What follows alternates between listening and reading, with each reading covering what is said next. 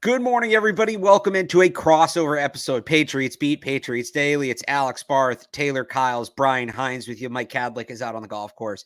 But we have the three of us here for what will be a very packed show. We're going to go chronologically. So two really main things we're going to hit on today. First, the Patriots wrapped up minicamp yesterday, wrapped up their offseason workout program. For the most part, the rookies stay and do classwork stuff for another 2 weeks. But OTAs, minicamp in the books. We won't see the Patriots together on the field again until training camp starts in late July. So we'll talk a little bit about yesterday's practice. We all have recaps up, 985thesportshub.com, clnsmedia.com, patspulpit.com, if you want to find recaps of yesterday's practice specifically. But we're going to kind of take a more big picture approach today to what we saw throughout the spring. And then, of course, Brady night. It finally happened. It delivered. Lived up to the hype, dare I say, exceeded the hype, as you can tell by maybe how low energy some of us are this morning. I mean, couldn't go to bed last night after that. It's unbelievable. So we'll talk about that as well. So throw your comments in the chat, whatever. But good morning, gentlemen, and happy summer vacation. Yesterday, definitely between it being the last practice, between the Brady ceremony, it had a big time last day of school kind of feel. Today certainly feels like the first day of summer break, although I do have 3 shows today, including this one. But we're here we go. Like now it's just we gear up and we're entering the dead period to gear up to camp. Yeah. I mean, yesterday was a big day. You mentioned kind of low energy. That, usually a little bundle of energy myself over here. But I mean, it was cool. Like getting to see so many Patriots players, some like you didn't really expect and that you haven't really thought about in a while. Dan Connolly looks like a new man. I think that was the one guy on the carpet where everybody was like, that's not him. There's no way that's him. And obviously, like seeing Randy Moss and Belichick and all the love and everything were highlights. I'm sure we'll talk about that. But excited to get into some break. The work never stops. I know we'll be pumping out some content still, but definitely a little bit of a step back. All right, so let's start though with practices. Let's start with spring practices. Brian, we'll start with you for this one. Drake Maye, we saw him in rookie minicamp. So we saw him 5 times rookie minicamp, 3 OTAs, 6 times, and then two minicamp practices. What changed between the first time we saw him at rookie minicamp and yesterday? What were the biggest differences? I mean, it seemed like I don't know how much really changed. Like he seemed pretty comfortable, I'd say, throughout the whole thing. He said, he said like the footwork was a big thing. Obviously, he had to learn the left foot up. He had to learn under center. He had to learn some of the run game footwork. So he said he got more comfortable with that throughout. The coaches spoke very highly of him last week when he talked to the offensive coaches. They seemed impressed with how he was handling everything, how he was getting how he was taking that new approach, how he was getting in and out of the huddle, those lengthy 12 to 14 word play calls, which he doesn't have to do in college. Not a lot of guys have to do in college. So just kind of the little details that might be hard to kind of pick up just watching, but, hearing, I think that was something that he, really hit on and really got more familiar with over these, last month, really, since he got here.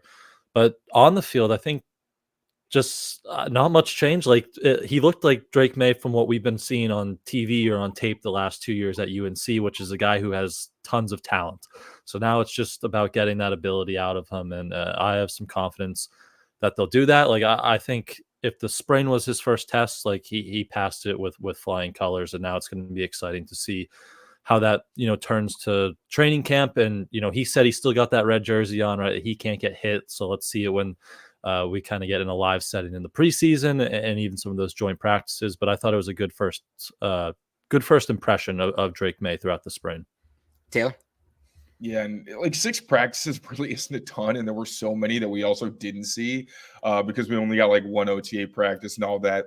I will say I feel like he started to get more aggressive towards the end of the practices we saw. Now, some of that may have been the script, the nature of the situations.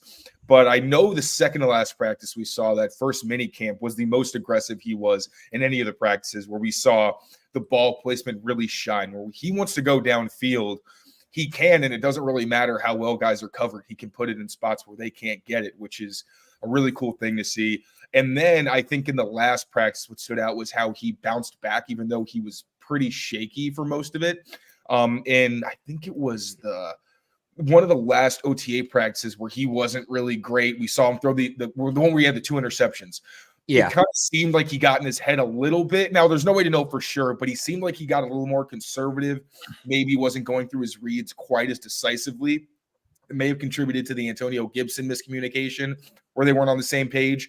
But then yesterday, we definitely saw that even though his accuracy wasn't always great, and it was kind of what you saw at UNC, where those short, quick passes sometimes were behind his receiver, which, sometimes leads to tougher adjustments or sometimes leads to pass breakups like we saw with Alex Austin and Jalen Polk.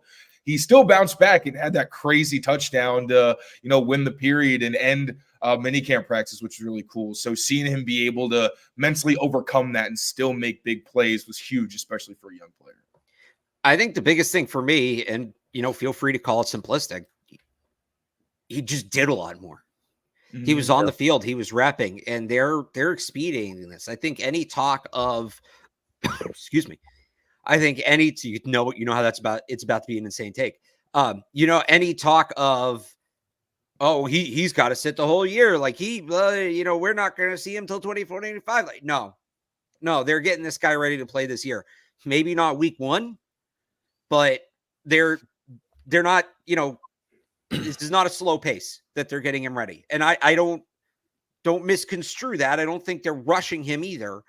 But it would be very easy, if they didn't think he was going to play this year, to kind of backseat him. And outside of that very first practice, and remember how panicked we were after that first practice, outside of that very first practice, he's not in the back seat. I don't know if he's in the driver's seat, might be in the passenger seat. Maybe it's one of those old school like pickup trucks where it's a bench seat and there's 3 seats up front, but he's not in the back seat. No, they're getting him ready. They're working with him.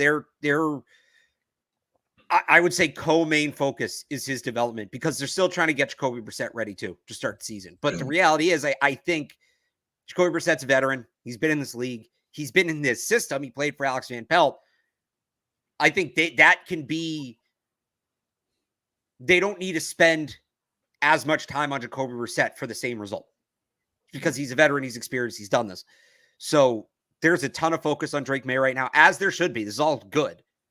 And I think they're trying to get him ready as soon as possible. And to your point, I keep seeing online where people say, like, stick to the plan and sit him for the year. It's like, that's a plan that the internet came up with. I don't think the Patriots were ever saying we have to sit Drake Maye. I think they've always said it's going to be a competition.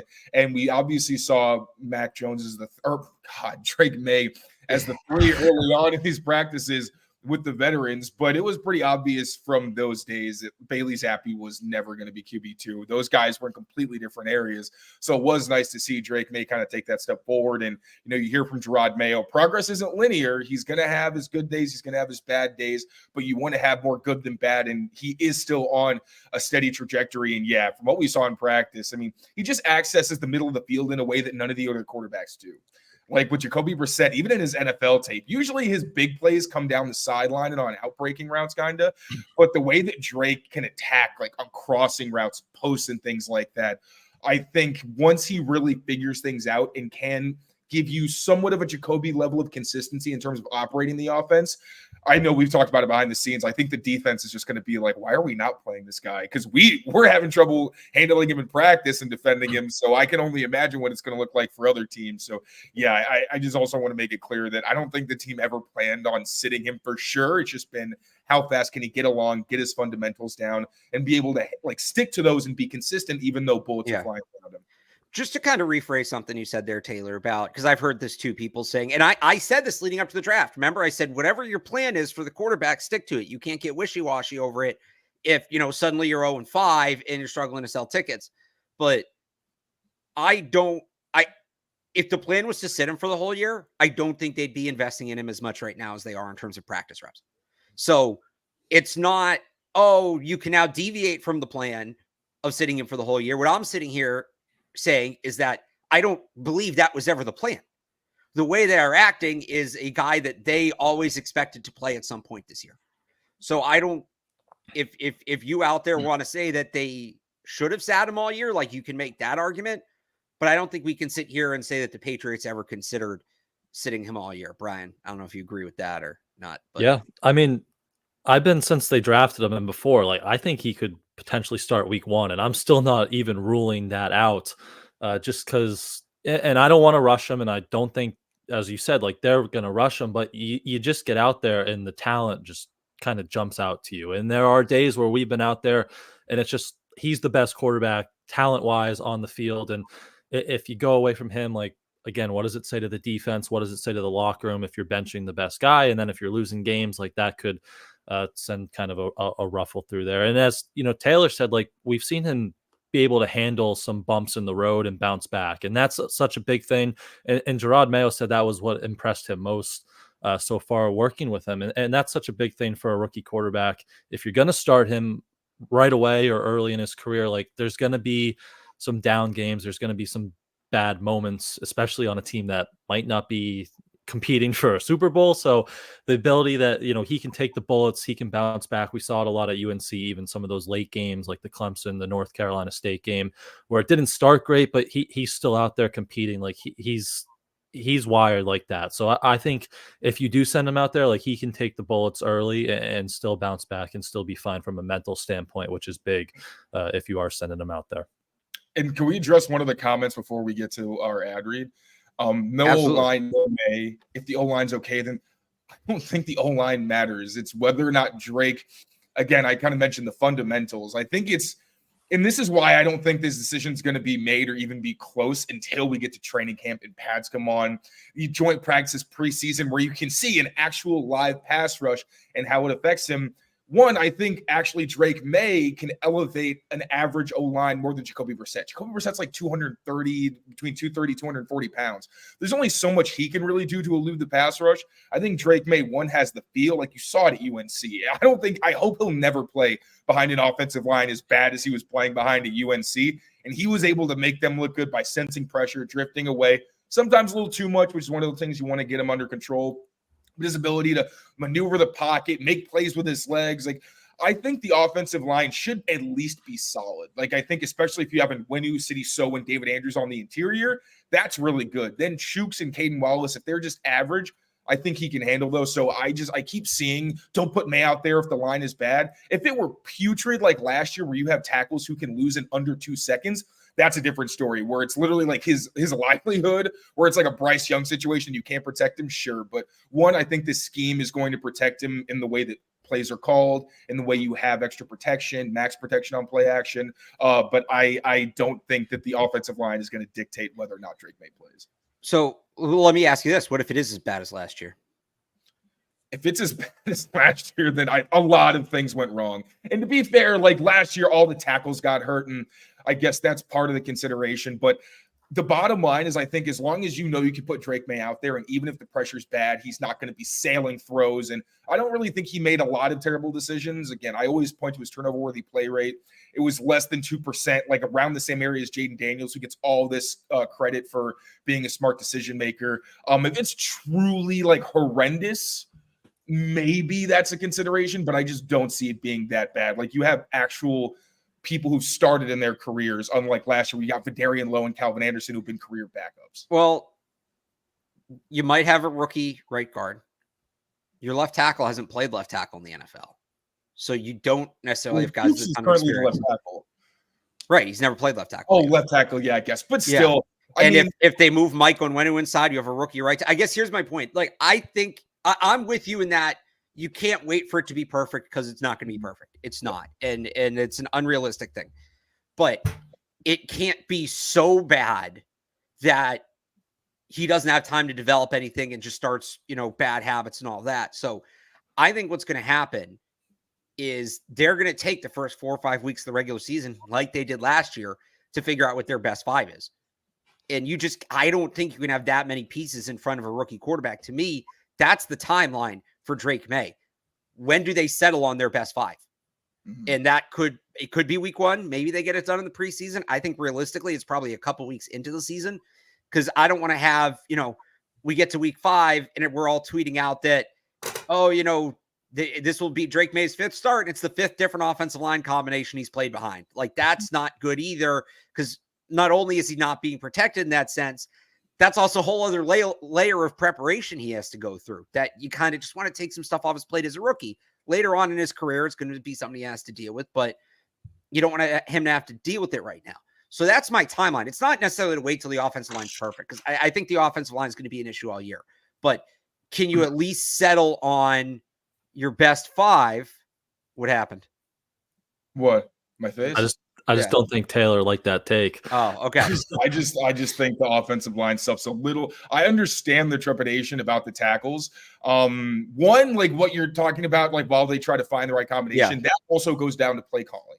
Like if you are calling plays where the tackles are on islands like 10 times a game and Drake Maye has to hold on to the ball, then I think you're doing him a disservice for sure. But I do think there's going to be a lot of run, a lot of play action, screens and things like that, just based on what we saw last year when the Browns had to go through 5 different offensive tackles, 5 different quarterbacks. I think a lot of that's going to have to do with Alex Van Pelt also protecting his young quarterback. But I think if you end up having the Mike and Wenu City, so David Andrews interior, I think that's already a really good foundation. The trepidation with Caden Wallace starting wasn't that he had to play. It was that he might have to play left tackle. He's at right tackle. Sure. I definitely feel better about his transition. And Chooks, athletically, he's more than good enough to play left tackle. The technique and everything, for sure, that might be a struggle. But that's one of those things, again, where I need to see him struggle before I really start hitting the panic button. Because from what I've seen, he's solid, man. He's not great or anything, but I don't think he's going to be like a Vidarian low level where he's losing immediately. Yeah. And it's like, we can't survive this way. I guess, look, if that's their best 5, great. If they figure it out week 1, then sure. I just remember last year we knew what their best 5 was and they didn't put it on the field like until 4 or 5 weeks into the season. Obviously different coaching staff, but I have that group figured out. Because and this isn't just a Patriots thing, by the way, either. Like every team does this. And Matt Light talked about this when he was on Games with Names last week, is that because of the lack of contact in practices, because of the lack of padded practices, because of the lack of preseason games, because a lot of guys don't play in preseason games, you really can't truly evaluate an offensive line. You can evaluate them individually, but you can't really evaluate them as a group until you get to the regular season. So a lot of teams, unless you're returning 5 guys from last year, a lot of teams are still kind of carrying over the position battles and carrying over the questions of their offensive line into September. This is not unique to the Patriots. Let me be clear about that. But what is unique to the Patriots, they have a rookie quarterback. So I'm just saying, don't expose Drake Maye to that part of it. Once you get that figured out, I think the offensive line will be good enough. And Taylor, to your point, he's more athletic. He can handle himself better. Alex Van Pelt's going to do a lot with the play calling to help him out. At that point, throw him out there, because you can't wait for it to be perfect, because it's not going to be perfect. But just get the puzzle pieces sorted out before you put him in there is really my big concern. It can't be the league's worst pass block win rate again, which exactly. You kind of saw yesterday. There was like a 2-play sequence. And again, they're not in pads. There's no threat of the run game. Right. So, but there was like pressure immediately off the right edge, and Drake Maye had to like fall back, and then he like short arm the throw, and then the next play there was immediate pressure again, and it might have been a route error on Juju or something, but then he throws the interception to Azizi Hearn. But so that's like 2 immediate pressures, looked like last year, and then you're putting Drake Maye in a bad spot. So it can't be like that if Maye is going to be out there. And also with the offensive line combinations, it's nice that we saw the Mike and Wenu, Caden Wallace combination. At first, they were running with the 2s the first time we saw it. And then next practice, they're with the 1s. So it feels like they are making a very concentrated effort to figure out what that unit is, get them on the field, and have them rep together. I was expecting that to kind of take a little more time to develop, but the fact that they kind of expedited that process, because we all looked at it and we're like, wait, that actually makes a lot of sense. If you kicking Wenu back inside and just have Caden Wallace play where he's already played, that was pretty cool. So we'll see in training camp. And again, once the pads come on, that's what's most important. But yeah, I'm cautiously optimistic. Shocker. But yeah, we'll see. All right, let's hear from some friends and then get into some of the other skill positions. Game time. The NBA Finals are finally here, and if I have any chance at all to find tickets to a game, it's probably going to be through Game Time, an authorized ticket marketplace of the NBA, which makes getting playoff tickets even faster and easier. Prices on the Game Time app actually go down the closer it gets to tip-off.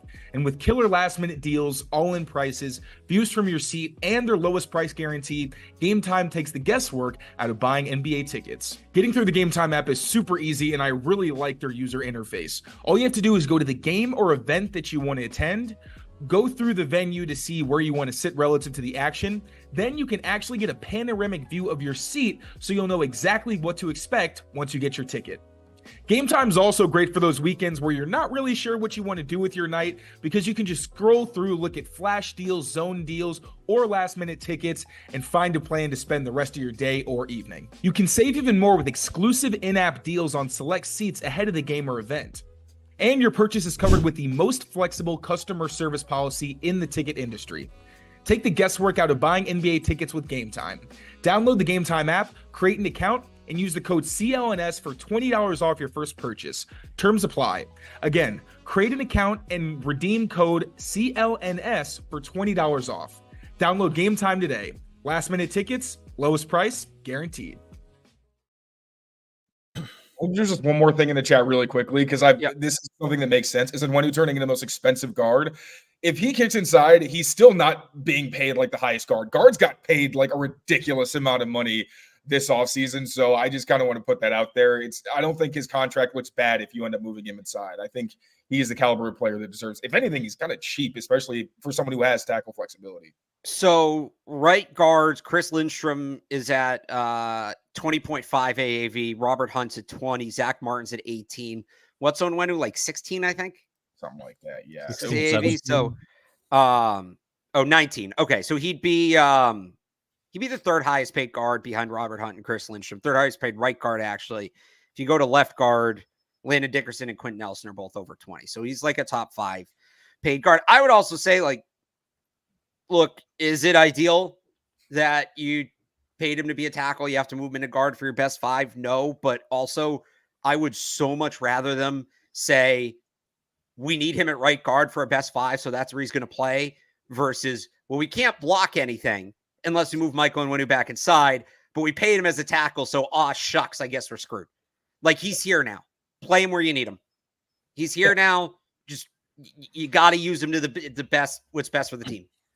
And I have my issue about like the flexibility of the run game when he's a guard, but in pass pro, he's one of the best pass protecting guards in the NFL. That's why I think he has like Pro Bowl level play if you just like look at him versus other guys as a pass protector. So yeah, I don't really mind if he's a highly paid guard, because he was just like an okay paid tackle. Like, it was a bargain when you looked at it when he was playing right tackle. So I think he's like the 8th or 9th highest paid right tackle. Yeah. Which and obviously left tackles, or he's probably like top 15 in that regard. But no, it's not like a gross overpayment for guard or anything. I think that's pretty much it for the offensive line, what we wanted to cover, right? So we can just move right to receivers. Interesting camp, I would say, for the wide receiver position, or interesting spring for the wide receiver position. You know, some guys we wanted to see, we didn't see as much. Javon Baker was limited for a good amount of the spring. Some guys we didn't expect to see so much of, we saw a ton of. Juju Smith-Schuster, Jalen Reagor. So I mean, we can kind of start wherever. Just where are you at, Taylor, with the wide receiver position? What's your biggest takeaway, either from the group or an individual player, from the wide receivers from the spring? Jalen Polk's a dog, man. Good takeaway. You had 4 touchdowns in the past 2 practices. The fact that Drake Maye was telling us, he said, hey, just give me a chance, I'll make a play. That kind of mentality I really like, because I don't know how many guys in this receiving core can have that mentality, and you're like, oh yeah, no, I believe it. Maybe Pop, but you saw, especially in scoring territory, where margin for error is really slim, as we've seen, because they spend a lot of time in the low red zone. He's taking advantage of those one-on-one matchups. And I think even going through drills, like when they're doing, throws to the back of the end zone, you see the catch radius, the fact that you never see his hands kind of close to his body. He's always fully extending for passes. Really strong hands, the footwork, and some of the route technique. Like, there was this one route where they'll run to the back of the end zone, kind of fake one way and go the other.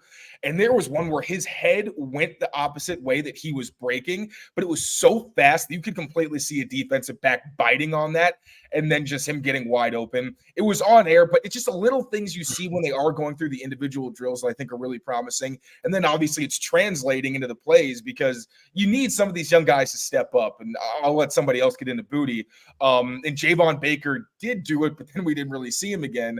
But the fact that these young guys are making plays the way you really needed them to stood out for me. And Jalen Polk, he's just an outstanding catcher of the football, and we got to see that. Brian? Yeah, I mean, that was the way he came on the last 2 days at minicamp was really exciting because it was kind of a quieter start. And I said, not to sound an alarm, but I was like, he's more of a physical guy. Maybe he'll shine with the pads come on. And then he was just like, screw that. I'm going to have a nasty 2 days of mandatory minicamp. So that was exciting. But I'll say, we talk so much about that 5th and maybe 6th wide receiver spot that could be up for grabs here. Doesn't feel like anyone really got out to a good head start there throughout the spring practices, right? There wasn't much from Juju. Jalen Reagor had a busy day Monday, and then he comes back Wednesday and drops the first pass coming his way. KJ Osborne even had some drops. We got the full Tyquan Thornton experience where he starts really strong and then he falls off, and now he wasn't even at yesterday's practice. Right. So who knows what happened there? But maybe Kayshon Boutte is gaining some steam because he ended on the highest note out of anyone yesterday, 3 touchdowns, a couple really nice acrobatic catches there. So that's a young guy. He's on that rookie deal. He had ton of potential coming from LSU. So maybe that's someone who kind of builds some momentum in that 5th, or if they keep a 6th wide receiver spot there. Yeah, the one thing I disagree with there is I actually think Jalen Reagor had himself a solid spring for what he needed to do. And I always talk about this time of year, the performance obviously matters, but you can put some real weight on just who's involved, who's out there, who are the coaches getting ready? Who does it look like they have a plan for? And I would say with Jalen Reagor, it looks like they have a plan for him. They wanted to get him reps. They wanted to get him exposure. And that's a good sign. And he's a guy, when you talk about a 5th or 6th receiver, a guy that is going to have to contribute in other ways. And we saw him a ton on special teams where Juju and Tyquan Thornton are off to the side during that period. So I think Jalen Reagor had a really encouraging spring. I guess I wouldn't say he had a great spring just in terms of performance, but, encouraging for him making the roster. I put out my post-spring roster projection this morning, 985thesportshub.com. Actually, I put it up at 2 a.m. last night. And I have Reagor on. I hope you just hit publish at 2 a.m. and you weren't actually writing it at 2 a.m. No, I got home and wrote it. Oh my God. The red carpet ran longer than I thought it would. I was going to try to write it during a break yesterday, and then I went on Felger and Maz. You can listen to that hour on 985thesportshub.com. Maz swore. But no, I got home. I had to write 2 more Brady things and then that before I went to bed. Grind. You heard Tom. You heard Tom talk last night. It's all about commitment, dedication, consistency. True. I was going to come home and not hit the grind after hearing him speak, but we'll get to that. Yeah, I think Reagor had the most encouraging spring in terms of a roster spot of any of those guys. I think he's in great shape. And then my other takeaway, Taylor, to what you said, I mean, Jalen Polk, I don't know that when I watch him, and listen to this whole take before you react, I don't know when I watch him, there's this one ability, one trait I look at that I'm like, wow, he's amazing at this one thing. But I also don't really see a weakness either. I don't really see one thing where I'm like, man, that could be a problem. Route running, speed, ball skills, whatever. I'm like, that's scary. No, he's just a really solid, well-rounded player. And those guys translate. Those guys translate in the NFL. They do. And if we go back to what we were talking about before the draft, they weren't going to hit every big major need this offseason, quarterback, tackle, receiver. They weren't going to be able to home run all 3 of those. And it was about bridging the gap and building for the future. So when I look at a guy like Jalen Polk, what I continue to see is he's going to be a pretty good player for them this year. But if they continue the plan, we think they're building, right? And next year they go out and they get a DK Metcalf, a Terry McLaurin, a true coverage dictator. And you put that guy opposite Polk and you get Polk one-on-ones, he's going to feast. He's going to be a high-level number 2 receiver. And to get that where they did makes a ton of sense if you look at it in the multi-year window. So I think, and I know some people might be disappointed to hear that a 2nd-round pick, but that, and that I'm talking about that as I think that's what he can be at least. Maybe he is more, but I think that's what he can be at least. And I think for a lot of Patriots fans, look, anytime they draft a receiver anywhere, our gut reaction now is bust. And so for him to become that player, I think would be very encouraging. So, and you need those players, especially in you today's absolutely NFL. need those You players. need I don't like mean 2 this or 3 really good wide receivers in today's NFL to compete. So you need those guys. If that is his ceiling, as like a really good number 2. You're exactly like, this isn't to knock Jalen Polk. I mean, I think he's a guy that's set up to be a factor here. It's just, same thing on the offensive line. Like, we've been debating Caden Wallace, left tackle, right tackle. Ideally, Taylor, as you've said a number of times, he's your right tackle of the future, and you get the left tackle next year. And maybe he's playing left tackle this year as like a stopgap until you get to that guy. Like, as much as that annoys me, yeah, that's the right plan. That's absolutely the right plan. And you build this thing up over time. So I think Jalen Polk, and then on top of that too, just the way he's shown like leadership and charisma and just kind of being a guy that it seems like other people gravitate towards, even as a rookie, I've been really impressed by him. Any other? That's like nitpick with Polk, but I will say like the one thing where it's like, wow, is his catch radius in his hands? Like, he's just a very good catcher of the football. Yeah. Yeah, and it's like, because he doesn't have the dynamic athleticism and he's still kind of coming along as a route runner, those things matter. Where if there's a guy on your hip and it's in a really important situation, can Drake Maye just throw it to him and expect him to catch it? And I feel like he's someone where, yeah, it doesn't really matter the situation. You can put him in that spotlight and he's going to continue to shine. And also, real quick to your point about Rager, I think you're absolutely right, because one of the reasons that Kayshon Boutte had been so quiet before this is he was pretty much like the third, fourth kind of X receiver. It was Tyquan Thornton, Jalen Rager, and then he would kind of mix in. Tyquan Thornton, again, it's really the same script that we've seen, where he's inconsistent and sometimes he's not there at all. So if that continues and he loses the trust of the coaching staff, who's going to get bumped up to that top spot? It's going to be Jalen Rager. Maybe Javon Baker can try to wrestle it away from him. I hope he can. But I agree that Jalen Rager is someone we definitely can't overlook, because he brings special teams value, and they clearly see him as someone that is near the top of the depth chart that does not exist, but also kind of does exist. All right, while we're on this, anybody want to talk tight ends? Any tight end takes? Jaheim Bell did shine a few times, especially in the red area. There were some touchdowns he had that were on quick outs, which to me, like, I don't put a ton of stock in those because they're not really contested. I kind of like to see what guys can do when the margin for error is slim. But he had a touchdown. I think it was in the first minicamp practice in the red zone, in the back, that pass that Drake Maye kind of floated and he went up to get it. I just wanted to see him do something, because he's behind 2 established veterans. You could say 3, because Mitchell Wilcox has gotten a good amount of run. Even Michael Petway, like Brian, we were talking about it last night, where he's getting more reps than I think any of us expected. He's been an afterthought, but he's sometimes the sole tight end on the field over like an Austin Hooper, who's rarely the only tight end on the field. So for Jaheim Bell to be one of the guys who's really making plays out there is really promising, because I wrote about it on CLNS Media. He could be a very real steal, where tight end athleticism is a pretty good indicator of how good you're going to be. And he's fast. He's a guy who accelerates well. He's also tough, like a difficult guy to reroute. So you really think about him running down the seams on maybe some wheel routes and things like that. So just the fact that he was making some kind of impact, I found promising. Brian?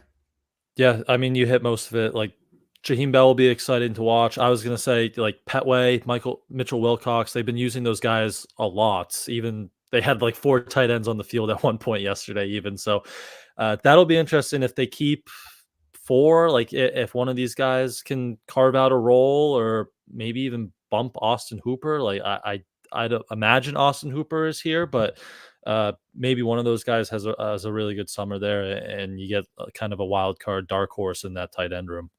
Yeah, I'd say don't sleep on Wilcox. I have Bell on the roster right now, but Taylor, like you said, I mean, he's just out there a ton. He's been out there a ton in the spring. They need a blocker. They need a blocking tight end. Now, he's maybe a guy they can get on the practice squad and just elevate as they need, but it's their new Matt Sokol. Yeah, basically. Kind of.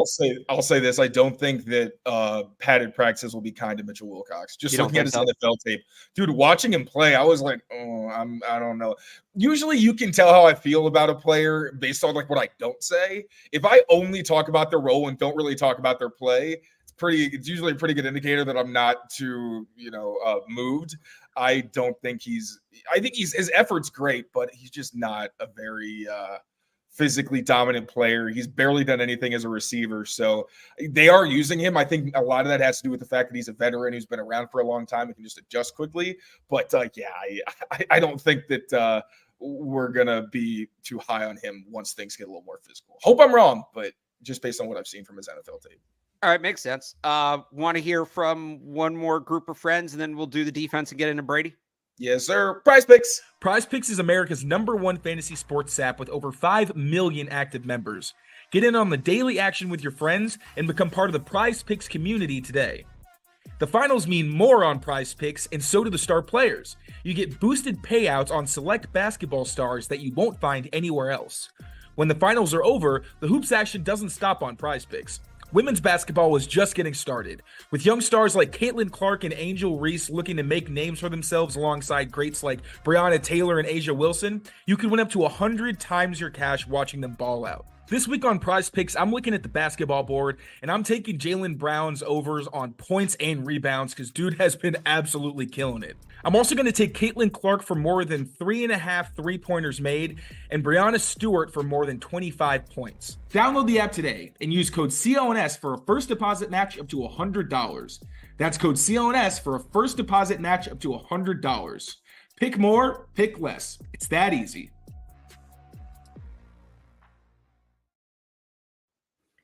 All right, so the defense. How much did people actually watch the defense this spring? I felt I was so lasered in on what Drake Maye was doing. The offense was doing. It helped kind of as we got later on, and it was more 11 on 11.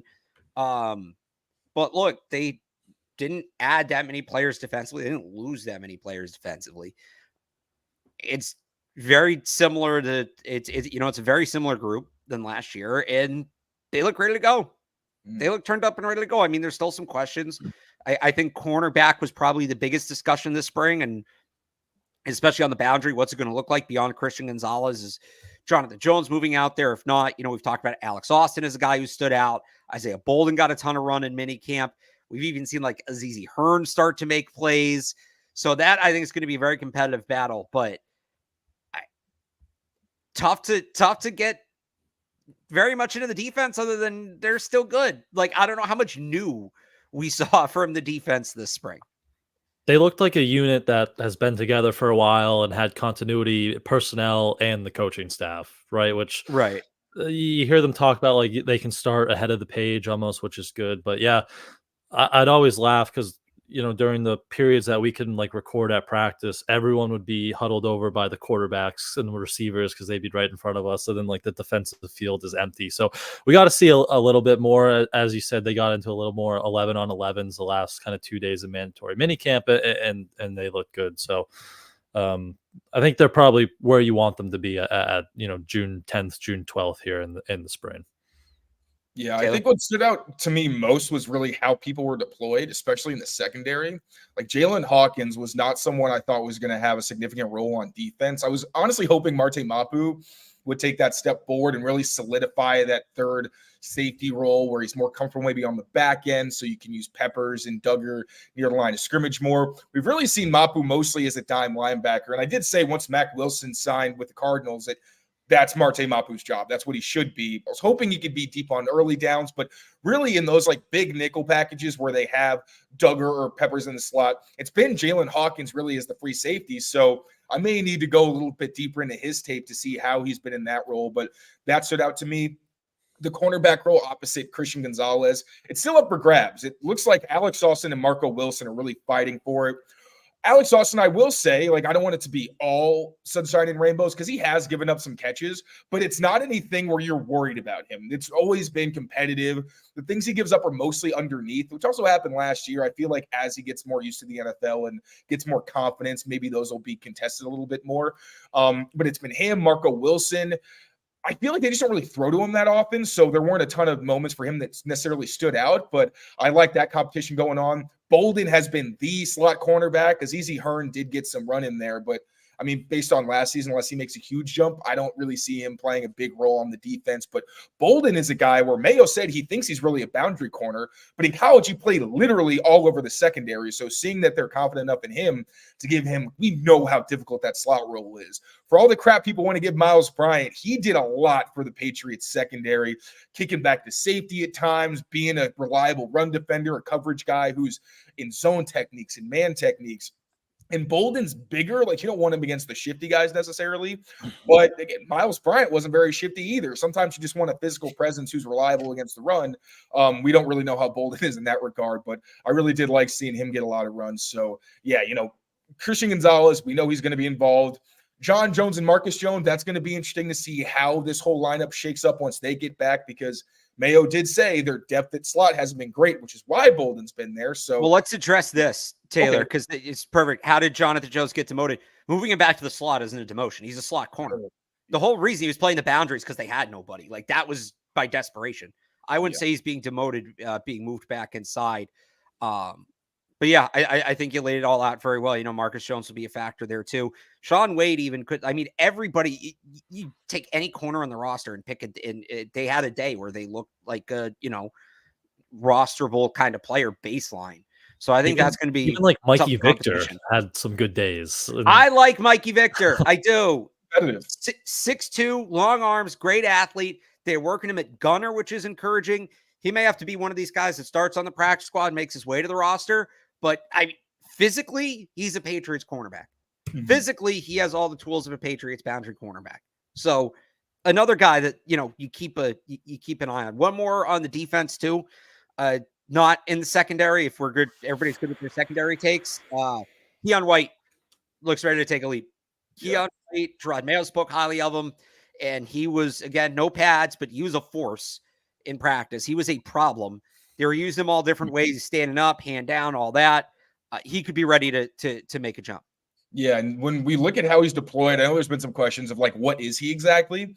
From what we've seen, it seems like when they're in 4-down fronts or some of their odd fronts on early downs, that's where you see him on the edge.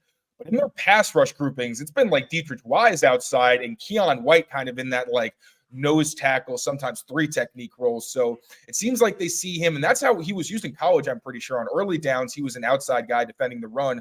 A lot of times standing up, I feel like, so he could see better. And then they kick him inside as a pass rusher. So for anybody wondering how they're going to use him, that's kind of how he was used last year as well. But I think in pass rush packages, we'll see him kick inside. And on the other ones, he's more of an edge guy. But definitely looks like somebody they have big plans for. The other kind of pass rusher who was really involved was and I have to figure out how to say his last name, O'Shane Zimenez, yeah, who, like, and Uche wasn't really out there so much throughout the spring. Judon only showed up the last 2 days, but he was out there a lot with, like, projected starters, and that's someone, like, he comes with Drew Wilkins, who's their outside linebackers coach from New York, so they have some familiarity there with him. So that's kind of a guy who maybe could carve out a role there throughout training camp as well. And looking at his tape, he did a lot for the Giants. Like, he's a run defender. He dropped into coverage, played inside, outside. He's just like a perfect Patriots type linebacker. So yeah, that's another good one. I feel like he could definitely at least be in the rotation for them. I had him as one of my last guys off. So I had him off the roster because they just have so much depth at linebacker. Yeah, but, they do. An injury or two, I think he gets on, or maybe they get him on the practice squad and he becomes a factor later on. Real quick, special teams. Start with the easy stuff. Bryce Behringer looks great. Joe Cardona looks great. No issues there. You're set.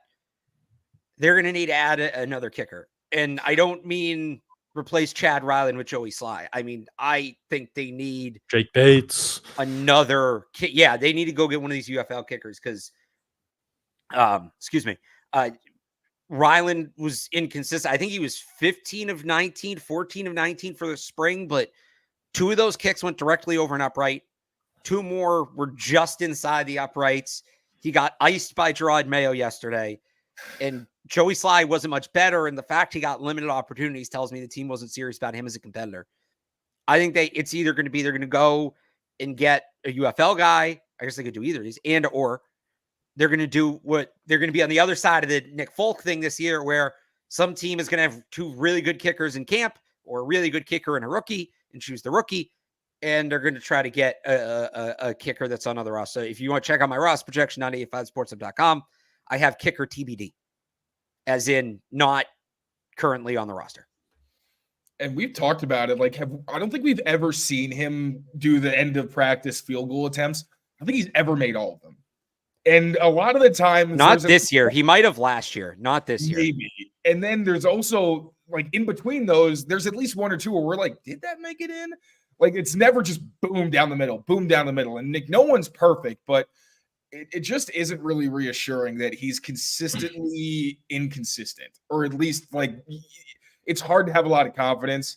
He's an easy guy to root for, just as like a person, a guy in the locker room, but just purely based on what we've seen on the field, there's got to be an additional investment. I agree. And I know there was some report about teams being interested in kickers in these other leagues, and the Patriots weren't one of them. I hope maybe they're just waiting or something like that, because they need more talent at that spot. Yeah, I mean, that was a good way to put it. Like, there's just not much confidence anytime he's kicking Chad Ryland, like that it's gonna actually go in. And Sly wasn't even that consistent as well. Like, he made them, but they were, I think one like hit the flag of the upright. I don't know if you just said that. Sorry, Barth, but yeah, I wouldn't be surprised if the week one kicker is not on the roster right now. So that's something that, they have 5-6 weeks till training camp. The USFL ends, I believe, mid-June this week. This week is the championship Saturday. Okay, so they can start adding maybe some of those guys sometime soon here. Also, I see a comment about you Sly on kickoff because he's built like a linebacker. He is jacked for sure. Like, when we were doing the community service, I looked at him and thought he was a trainer, but he's also tiny. Like, I don't think he's going to cover a whole lot of ground. So I don't think that you're choosing Joey Sly over Chad Ryland because of his physique. I think both guys are on the pretty small side, and you don't really want them being your last line of defense either way. Yeah, I'm with you. UFL kickers are free agents, but not until the league's done. So it'll be a bidding war. I think it'll be a little bit of a frenzy to sign these guys. All right. Any last thoughts from the spring? Thoughts on maybe the coaching staff, Gerard Mayo? We can say this too, because Barth, we talked about this. Half the linebackers want to kick. Yeah. Jelani Tavai, his kicking background was rugby. That's where he knows. Right, I saw that. Yeah, somewhat kick. So maybe, I know Mayo said no, that they're not experimenting with that right now, but maybe we get out there in 6 weeks and Jelani Tavai is kicking off, or they have something new going on there. Well, they got time. They have time now to get in the lab. So yeah, we will see what happens. All right, Brady ceremony. Mm-hmm. Unbelievable. I mean, just a great job by the Patriots. A+. It was, and Brady said it. He was right. As much as it was a celebration of Tom Brady, and it was a celebration of Tom Brady. I mean, from the beginning, Jay-Z, PSA, man, I chills like instantly. But it was a celebration of the 20 years that we all experienced. And, one of the biggest highlights of the night to me was Randy Moss started talking, couldn't even, just barely got into it and got like a minute-long standing ovation and started tearing up. That's a guy that didn't even win a title here.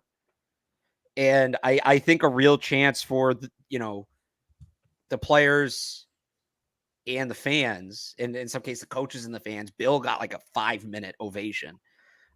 There's some real closure there on a lot of things, but if you followed the Patriots during the dynasty era, there were a lot of emotions there. There were a lot of emotions. It was a very, I don't know. I haven't felt that way in a little bit. So I enjoyed it, but there was just something cool about the enormity of it. You had the red carpet, there's helicopters flying in and out. It was like a full on game day. The stadium's packed. You're walking around. I went up to do Falcon Mass at Pat's place like 3:00. Everything's full. Bars are full. Restaurants are full. It's like former Patriots walking around. But like that Tom Brady did all that. I remember like my first, because we can kind of turn this into just us talking about Tom Brady too. And this is something I kept going back to last night. And I've talked about this before, but I fell in love with the game of football because of the 2001 Patriots and Tom Brady. And if they don't win that, my dad has a joke that, he texted me when they won 53 when they won the last one, like a picture of Brady on the stage, and was like, think about it, if not for this guy, you would have been like, no offense to English majors, but he's like, or marketing majors, like you would have been a marketing major somewhere, like, whatever. So Tom Brady had a profound effect on my life, as did a lot of those players that spoke last night. And they'll never know, like Brady will never know the individual impact he had. I'm sure he knows he had a great impact, but the individual person-to-person impact he had for a lot of people. And Randy Moss will never know. And Bill Belichick will never know. They couldn't know. But last night, I think, was an opportunity for them to see that. And that, to me, was just an awesome kind of message, was that. And Brady talking to at the end and really talked at length about the fans. And I think maybe we didn't know what an impact we had on him. He's Tom Brady. How much can he possibly think about us? And that to me was the overarching, that was the great part of the night, was I felt there was real communication between Tom Brady and Bill Belichick and the players and the fan base. And that's what that should have been about. And that's what it was about. And so that we can get into specifics, but just that was the thought I walked away with. And it's the thought I woke up with this morning. And I'm glad that that's the message I came away with. And I think other people came away with, because that's what that event is supposed to be. Yeah, me and Taylor were talking to Mike Reese after it, and he kind of brought that up, how Brady was like, he's like, I wish I had more time to like talk to every single one of you. And it felt real. Like it felt like really like it was coming from his heart, and he really meant it. So I thought his speech was awesome. It was like emotional, it was humorous, and he just hit on so many great parts. Bill, just such an amazing storyteller, which we knew, but hearing that standing ovation for him was, 3 or 4 minutes, he couldn't even get a word in. Just beside every time he said thank you, the crowd just re-erupted. Right. And he obviously deserved that moment. I was happy he was there and got that. And the Randy one too was unbelievable, because that was a guy, 3 years here. It didn't end great. He didn't even get a ring, which, he's probably still ticked about. And to get that, applause and get that standing ovation, that obviously you saw the tears, that meant so much for him, and he deserved it too, because it was an incredible couple of years here. So just awesome seeing all those guys back. Tom really delivered on the speech. We get the statue coming next year. We get 12 retired, which I think we all figured that would never be worn again. But yeah, right. It was a very well done night in total. Yeah. With Randy Moss, I feel like he's a guy who does not get nearly enough credit for how intelligent and dedicated he was. Like, his nickname is the Freak, and it's easy to think it was just like he was the most physically dominant player on almost every football field he's ever stepped on. But you also heard where he talked about he studied the Patriots, he studied Tom Brady. He wanted to be a part of the Patriots organization for a long time, and he cared about winning. And I feel like there's, sometimes there's that connotation of like when he wasn't sometimes maybe the best teammate because he was in bad situations. And I think at some point the guy kind of just felt defeated because he's on all these teams and just didn't really know what the winning formula was. And then anytime you hear about the background with him and Brady and how they connected so quickly, because like Brady says, Randy was the smartest receiver he ever played with. And that's why they were so insanely productive the first time they ever played together, was because Randy knew how he threatened a defense the way that he knew, all right, if I'm on the field, they're playing cover 2, so we got to find a way to beat cover 2 because ain't nobody playing cover 1 against me. That's not going to happen. So it was awesome to see that love, because I just feel like there's so much about his game that goes underappreciated, and it was great to see Patriots fans, because of that condensed timeline that he was here. Like, I barely watched football while he was here, to be honest. Really, everything I know about him is from what I've heard and from, quotes and looking in retrospect and all that, but really cool to see him get that appreciation. Bill Belichick, of course, same thing, where don't love the way his departure's been handled. It's been really messy, and it feels like there's kind of been some dirt thrown on his name a little bit, and it's almost like credits being taken away from him. And obviously, because of how things ended, I feel like the perception is the media turned against Belichick. And I think there can be, 2 things can be true. The end of the tenure was not great, but that was a very small piece of his time with the Patriots. A career that will never be matched, and to see, it was really wild. Every time he said thank you and everybody just getting more excited was absolutely incredible. Love to see that. And then Brady, like, I'll tell my little quick story. I always talk about how I was kind of late to liking football. I didn't start watching football at all till 2009. I went to the Fessenden School and moved to New England. And obviously everyone's a Patriots fan. So I'm like, okay, yeah, I'll try this football stuff out. But because they were successful, I was like, all right, I actually want to understand why this is, and which is why I started getting into film. And the past few years of quarterback play here have really helped me appreciate how lucky I was, because I was able to study Brady and Belichick, where with bad teams, it's so hard to learn the game because people are doing things wrong. And it's difficult to know, is this person right? Is this wrong? Like, I bent myself backwards trying to figure out why Cam Newton was struggling, why Mac Jones was struggling. You know, it's hard to know why people are doing things wrong sometimes. But with Brady and Belichick, just seeing what the standard was for great, well-coordinated defense and elite quarterback play and all of those things just made it so much easier for me to fall in love with the game and dive deeper and want to learn as much as I could. And like you said, Alex, like, they'll never know that kind of impact, but that has completely changed my life. Like, sitting there was incredible. I'm sure we all felt it, having watched these dynasties and the amount of success these teams have had, and then being able to sit there and watch them get all this adoration and talk about it and relive it was incredible and surreal. And I had to pinch myself a few times. So yeah, I was so glad to see those guys get the well-deserved praise they deserve. Give me your top three best, most emotional, whatever, your top three moments. I mean, it was definitely Bill and Randy. I don't know what my third I'll say one this would be. with Bill. Let's not sleep on Deion Branch's introduction, because that was awesome. Because you knew it was getting towards the end of the night, and Bill was going to need to speak soon. But so Deion Branch and Troy Brown go up, and they're doing like this little back and forth about Brady. And Troy Brown's like, "Here's how I knew when I was in the presence of greatness." And he tells some story about he was in New York with Tom Brady, and they bumped into Jay-Z. Whatever. It's like a fun little story. And then Deion Branch goes, "Here's how I know we're in the presence of greatness right now. There's 4 reasons." He says, "We got the greatest fans in the world. We got the greatest quarterback in the world. We got the greatest owner in the world." And he goes, "And now we've got the greatest coach in the world." And they point to Bill Belichick, and the place just goes nuts. And like, Deion's a real one for that. That was odd, because it's like, you'd think like, all right, you got to get up for Bill Belichick's introduction. Like, how are they going to introduce Bill? It's a big one. Deion Branch would not have been at the top of my list. Not going to lie. I figured maybe one of the defensive players. Maybe they get like Scar up there to do it or something. Maybe Kraft does it as a show of like an olive branch. But no, it should have been Deion Branch the whole time. We just didn't know. That was awesome. Again, Jay-Z would. So you guys didn't cover the team then? And I don't know if when you went to games, if you were ever in your seats for it, but when they would play PSA before the game, I mean, that was like my favorite part of game day. Because you just felt, you know now, like covering the game, like pregame, there's kind of this weird, like electric lull is the best way I can put it. Like an hour before the game where it's like, everybody's there and you know something's going to happen, but I don't want to say it's lazy, but like there's kind of, all right, let's go, let's get to the game.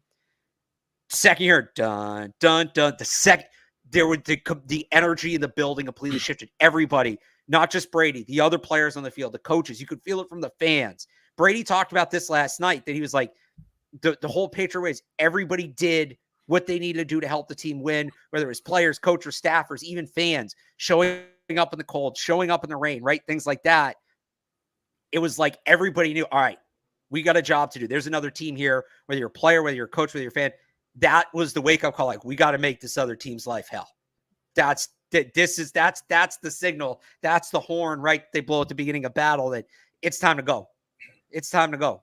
So that was really cool. One of like my favorite Pats moments, like attending the game as a fan, was I went to the game 2016. I forget who it was against, but it was the first home game after his suspension. Bengals. And when that Jay-Z song hit, like that play, like the stadium was packed before, which, you know, it's usually like half capacity at that point. People are walking around the concourse. Like that stadium was pretty full when he came back, and that was an awesome moment. So yeah, that was awesome again, that they got Jay-Z there to do that and introduce Brady like that one more time. I thought it was cool. Oh, I'm sorry. No, go ahead. I was just going to say quick, I thought it was really cool hearing the defenders talk about Brady. Like, I feel like maybe 1 or 2 of those panels maybe could have been dropped, because that was a really, really long show or ceremony. But just those defensive guys, obviously, it feels like in the grand scheme of things, sometimes it flies under the radar that they did set the standard. Like, Brady didn't walk in and like own the team. This was a team that was really run by guys like Willie McGinnis and obviously like Vince Wilfork and the impact he had. And to hear those guys who were such great workers and really talented players, but also just great leaders, just show so much reverence to Brady. Like Vince Wilfork saying in his everyday life, when he thinks about leadership, he thinks of Tom Brady. That was one of the things, I think PSA gave me the most goosebumps of anything that wasn't applause. But that was one of the really cool moments where these guys, who, especially Vince Wilfork, because that was kind of my time when I started watching. I love Vince Wilfork and saw him as just like the dude on that defense, one of a few, obviously. But yeah, hearing how much those guys respected him, and not just the player, but the man he is.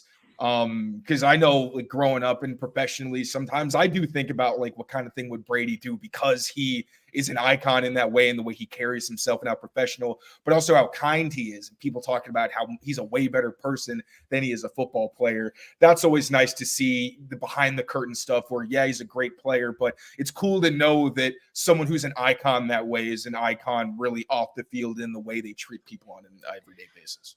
I think it was cool too, just to go back a little bit, like Bill mentioning some of those players, and he talked about Rodney Harrison. First thing he goes, Rodney Harrison should be in the Pro Football Hall of Fame. Every Keep hammering time. that one, Bill. I'm with you.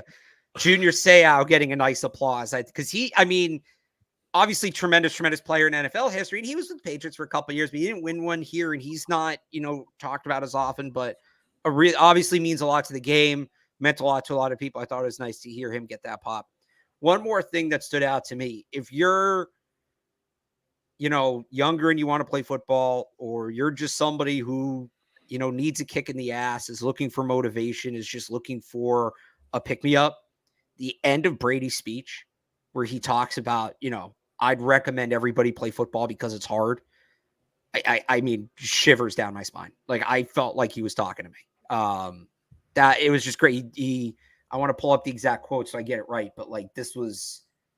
You were listening to that while you were pumping out your 2 a.m. roster projection last night. Like, this is hard. This is why we do this. No, but I thought like this was really good. Just like this was really good. To be successful at something, you don't need to be special. You just need to be what most people aren't: consistent, determined, willing to work for it, no shortcuts.